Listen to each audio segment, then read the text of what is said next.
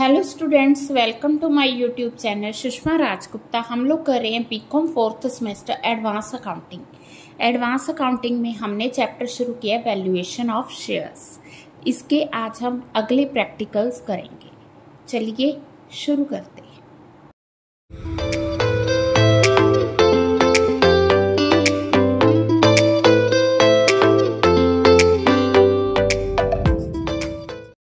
हाँ जी, हमारा जो नेक्स्ट मेथड है दैट इज अर्निंग कैपेसिटी और यील्ड बेसिस और मार्केट वैल्यू मेथड।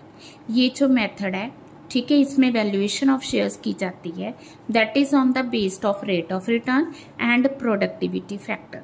अब रेट ऑफ रिटर्न पे जो वैल्यूएशन है उसको आगे 3 पार्ट्स में डिवाइड किया गया, rate of dividend, rate of earning and price earning ratio. ठीक है, जब हम रेट ऑफ डिविडेंड की बात करते हैं तो उसके लिए फॉर्मूला हमें दिया हुआ है valuation of shares possible rate of dividend over normal rate of dividend into paid up value of the share. अब पॉसिबल रेट ऑफ डिविडेंड कैसे आता है? टोटल प्रॉफिट जो भी डिविडेंड के लिए divided by total paid up capital. ठीक है जी, तो डिविडेंड पर शेयर ओवर। अब हमें 2 मेथड्स हैं, या तो पॉसिबल रेट आएगा या डिविडेंड पर शेयर आएगा। अगर हमें डिविडेंड दिया हुआ है तो डिविडेंड पर शेयर आ जाएगा, अगर नहीं दिया तो पॉसिबल हम खुद कैलकुलेट करेंगे। हाँ जी, हम लोग एग्जाम्पल कर रहे हैं। तो valuation of preference shares equity by rate of dividend. तो हमें पेड अप कैपिटल दी हुई है जिसमें 1000 हमें प्रेफरेंस शेयर्स दिए ऑफ ₹100 ईच, 20,000 इक्विटी दिए ऑफ ₹10 ईच। ठीक है, तो फिक्स डिविडेंड हमने 5% प्रेफरेंस शेयर होल्डर्स को देने देना है। उसके बाद जब पेड अप मतलब कि इक्विटी को पेमेंट हो जाएगी उसके बाद 4% हमने डिविडेंड और देना है। ठीक है, अब इक्विटी को हमने डिविडेंड कितना देना है? 10%। अब 4% पहले 5% प्रेफरेंस को, फिर 10% इक्विटी को, फिर 4% प्रेफरेंस को देने के बाद अगर कुछ सरप्लस बचेगा तो वो इक्विटी शेयर होल्डर्स के लिए बच जाएगा। ठीक है, एनुअल प्रॉफिट हमें 50,000 दिए after providing depreciation and taxation. इसके अलावा उन्होंने कहा है कि 3,000 हमने रिजर्व फंड में ट्रांसफर करने हैं। नॉर्मल रेट ऑफ रिटर्न हमें 8% दी है, इक्विटी पे 10% दी हुई है। तो इन्हीं के बेसिस पे हम लोग क्वेश्चन करेंगे।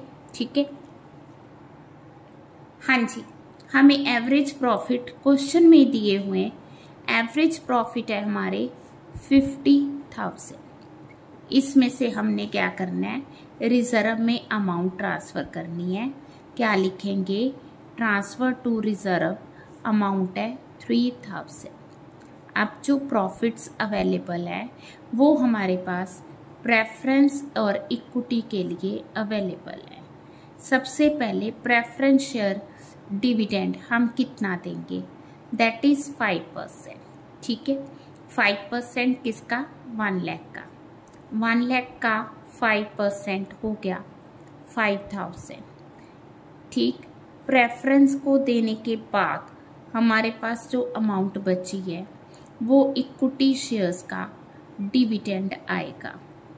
कितना डिविडेंड आएगा? 10%। ठीक है, अब हमारे पास जो इक्विटी है, इक्विटी हमारे पास 20,000 शेयर्स ऑफ ₹10 ईच, 2 लाख का 10% 20,000 आ गया। ठीक है जी, अब इसके अलावा हमने 4% और डिविडेंड देना है। किसका? 1 लाख प्रेफरेंस शेयर्स का। तो कितना आ गया? 4,000। अब जो बचे अमाउंट, ठीक है जी, ये फिर किसके पास जाएगी? इक्विटी के पास जाएगी। ठीक है, अब हमें क्या करना है?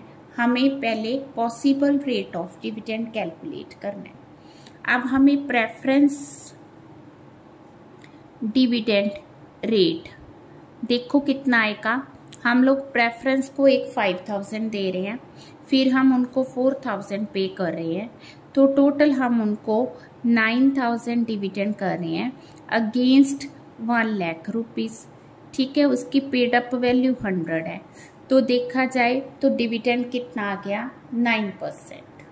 जब हम वैल्यू ऑफ प्रेफरेंस निकालेंगे तो हम क्या करेंगे, पॉसिबल रेट, ठीक है जी, डिवाइडेड बाय नॉर्मल रेट, ठीक है जी, multiply by paid up capital, ठीक है।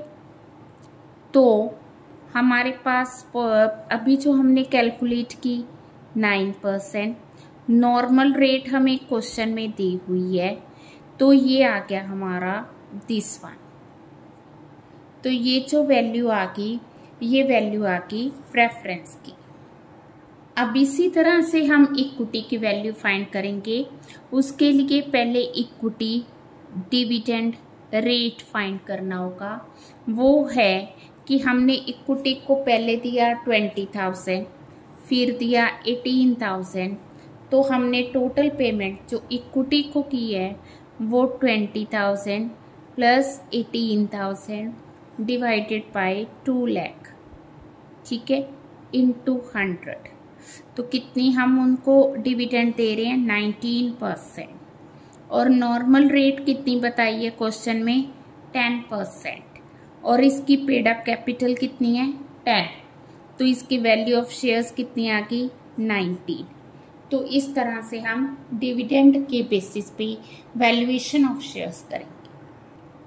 हाँ जी, नेक्स्ट है valuation based on rate of earnings. तो इसमें हम लोग शेयर्स की वैल्यू कैलकुलेट करेंगे, ठीक है। ये ज़्यादातर बिग इन्वेस्टर्स को सूट करती है क्योंकि उन्होंने कंपनी की अर्निंग को देखना होता है, ठीक है, रेदर देन डिविडेंड। वो देखना चाहते कि कंपनी की अर्निंग्स कितनी है। तो वो जो रेट ऑफ अर्निंग हमने कैलकुलेट करनी है वो देखना है कि कितना प्रॉफिट अवेलेबल फॉर इक्विटी है divided by capital employed into 100। वो जो रेट आएगा उसको हमने डिवाइड करना है नॉर्मल रेट ऑफ रिटर्न से इनटू पेड अप कैपिटल से, ठीक है। तो इसमें हमने पॉसिबल अर्निंग रेट्स देखनी है। हाँ जी, हमें एग्जाम्पल दी है जिसमें हमारे पास 2 लाख के प्रेफरेंस शेयर्स हैं, 4 लाख के, 4 क्यों है क्योंकि 8 पेड अप है, 4 लाख की इक्विटी दी है, एक्सपेक्टेड प्रॉफिट्स दिए हैं, टैक्स दिया हुआ है, ट्रांसफर टू रिजर्व्स दी है और normal rate of return the हुई है। हाँ जी, सबसे पहले हम लोग क्या करेंगे, जो हमारे पास एक्सपेक्टेड प्रॉफिट दिए हुए हैं, एक्सपेक्टेड प्रॉफिट बिफोर टैक्स, ठीक है, वो हमें कितने दिए हुए हैं, 2,18,000 के। इसमें से हमने क्या करना है, सबसे पहले टैक्स माइनस करना है, कितना, 40% टैक्स माइनस करना है, ठीक है जी। टैक्स माइनस करके फिर हमने जो ट्रांसफर टू रिजर्व लिखा है, ट्रांसफर टू रिजर्व पता क्या लिखा है, उन्होंने लिखा है कि जितने प्रॉफिट्स बचेंगे उसका 20% हमने रिजर्व ट्रांसफर करना है। इसका 20% कितना आ गया, 26,160, ठीक है जी। अब जो अमाउंट रिजर्व भी हो गया, टैक्स भी हो गया, ठीक है, इंटरेस्ट पहले हो चुका है। तो अब हमने क्या करना है, ये जो अमाउंट है ये प्रेफरेंस और इक्विटी के लिए है। तो हम लोग पहले प्रेफरेंस डिविडेंड पे करते हैं, वो 9% है 2 लाख का। तो कितनी अमाउंट आ गई, 18,000। कितने बच गए, 86,640। ये किसके लिए बचा, इक्विटी के लिए बचा। अब एक्सपेक्टेड रेट हमने कैलकुलेट करनी है, तो हम किस तरह से कैलकुलेट करेंगे। एक्सपेक्टेड रेट आएगी हमारी जितना हमारे पास प्रॉफिट अवेलेबल है divided by total capital multiply by 100। तो ये आ गई 21.66%, ठीक है। अब हमने वैल्यू ऑफ इक्विटी शेयर्स निकालनी है, तो वो किस तरह से कैलकुलेट करेंगे, एक्सपेक्टेड जितनी हमारी रिटर्न आई है, ठीक है ना, डिवाइडेड बाय नॉर्मल रेट आ जाएगा, मल्टीप्लाई किससे करना है, यस, पेड अप कैपिटल से, ठीक है जी। तो एक्सपेक्टेड रेट आ गई 21.66 और नॉर्मल रेट हमें क्वेश्चन में दी हुई है 15%। तो मल्टीप्लाई करेंगे हम 8 पेड अप कैपिटल। वैसे शेयर 10 रुपीज़ का है बट हमने यहाँ पे क्या लेनी है, पेड अप कैपिटल। तो दिस इज द आंसर। ठीक है जी। तो इस तरह से हम कैलकुलेट करेंगे with expected rate of return. हाँ जी, नेक्स्ट हमें दिया valuation based on price earning ratio. ठीक है, इसमें हम लोग मार्केट वैल्यू अगर कर सकते हैं कैलकुलेट, तो मार्केट वैल्यू दी होगी तो ये मेथड सूटेबल होगा। इसमें प्राइस अर्निंग रेशो हम खुद कैलकुलेट करेंगे। अर्निंग पर शेयर, ठीक है, अर्निंग पर शेयर आप लोगों को पता ही है कि जितने हमारे पास प्रॉफिट्स हैं इक्विटी के लिए बचे, उनको नंबर ऑफ इक्विटी शेयर से डिवाइड करना है। ठीक है जी, ठीक है। तो पिछले क्वेश्चन में भी हमने ऐसे किया था, बट उसमें हमने किससे डिवाइड किया था, उसे हमने पेड अप कैपिटल से डिवाइड किया था। इसमें हमने से नंबर ऑफ शेयर से डिवाइड करना है, तो वो अर्निंग पर शेयर आ जाएगी। ठीक है, तो अगर हमने प्राइस अर्निंग रेशो लेनी है तो वो किसके इक्वल होगी, मार्केट प्राइस जो हमें क्वेश्चन में दिया होगा, अर्निंग पर शेयर जो हम खुद कैलकुलेट करेंगे। ठीक है जी, क्लियर है। अब हमारे पास क्वेश्चन है जिसमें हमारे पास ये प्रेफरेंस शेयर्स दिए, इक्विटी दी है, रिजर्व सरप्लस, डिबेंचर्स जिस पे 10% इंटरेस्ट है, टर्म लोन जिस पे 11% इंटरेस्ट है, ये प्रेफरेंस शेयर्स है। Average profit before tax and interest is, अभी इंटरेस्ट इसमें माइनस करना है, that is 6 lakh. Income tax 45%। ठीक है, we have to calculate the valuation equity shares of the company if price earning ratio is 9। अब इसमें हमें प्राइस अर्निंग रेशो दे दी, price earning ratio दे दी। ठीक है, अर्निंग पर शेयर हमने खुद कैलकुलेट करनी है, तो मार्केट प्राइस हम पहले अर्निंग पर शेयर कैलकुलेट करेंगे, फिर इन दोनों से मार्केट प्राइस कैलकुलेट करेंगे। हाँ जी, हमें profit before interest and tax 6 lakh दिया हुआ है। ठीक है, अब इसमें से हमने इंटरेस्ट माइनस करना है। कितना इंटरेस्ट माइनस करेंगे, 10% डिबेंचर्स का। ठीक है, किसका, 6 लाख का, तो कितना आ गया, 60,000। और 11% टर्म लोन का, टर्म लोन है हमारे पास 7 लाख का, तो इसका अमाउंट आ गया 77,000। टोटल करके आ गया 1,37,000। ठीक है जी। अब प्रॉफिट बिफोर टैक्स दे दिया, इंटरेस्ट तो माइनस कर दिया ना हमने, अभी टैक्स अभी हमने माइनस करना है। ठीक है, तो इसमें से हम टैक्स माइनस करेंगे, कितना, 45%। कितना आ गया इसका 45%, 2,08,350। ठीक है, ये माइनस करने के बाद हमारे पास प्रॉफिट आफ्टर टैक्स आ गया। ठीक है, अब इसमें से हमने प्रेफरेंस डिविडेंड माइनस करना है। ठीक है, प्रेफरेंस डिविडेंड हमें दिया है 60,000। कैसे पता चला, 5 लाख का 12%, ये आ गया 60,000। माइनस किया तो ये जो अमाउंट बची है, ये जो बची है किसके लिए बची है, ये प्रॉफिट्स हैं for equity. Profit for equity हमारे पास है इतनी। ठीक है, इक्विटी शेयर्स हैं हमारे पास कितने, 80,000। ठीक है, earning per share 1,94,650 over 80,000 is equal to 2.43। ठीक है, अब हमने यहाँ फॉर्मूला लगाना है। फॉर्मूला हमारा क्या है, price earning ratio is equal to market price per share over earning per share. ठीक है, ये हमें दी हुई है क्वेश्चन में 9। मार्केट प्राइस नहीं दिया, अर्निंग पर शेयर हमने खुद कैलकुलेट कर ली, तो मार्केट प्राइस आ गया दिस वन इक्वल टू 21.87। तो ये हमारा नेक्स्ट मेथड हो गया।